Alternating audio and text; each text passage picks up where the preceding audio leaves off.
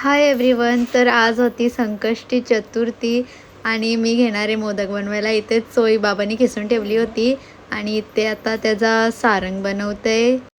आणि एकीकडे मी इथे पीठ पण दांडलून घेतला आणि दुसरं पण मोदक बनवणार होतं. तर इथे दुसरीकडं पिंकवाले मोदक म्हणजे रोज मोदक बनवलं आणि नॉर्मल मोदक बनवलं. तर इथे एकावर एक मोदक मी बनवायला घेतले आणि लय मोदक झालं होतं.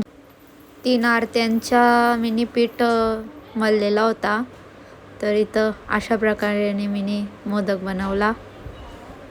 बघा कसा सुंदरसा मोदक झाला. आणि इथे दुसरीकडे मम्मी माझी हेल्प करत होती.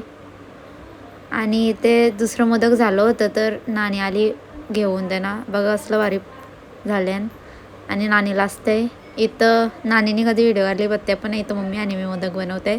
आणि माझा भाऊ विचार करते कुठलं मोदक बनवतं कुठल्या प्रकारचं. तर चोय सगळा खपलेला होता आणि फक्त पीठच राहिलं. मग परत नारळ आणला आणि मग त्याची चोय बनवायला लागलो. मग बाबा नारळ बिरळ किसून देते. मग ती चोय झाली आणि मोदक बिदक झालं. तर इथं दोन्ही प्रकारचे सुंदर असं मोदक झालं आणि आम्ही गेलो नानीला सोडायला.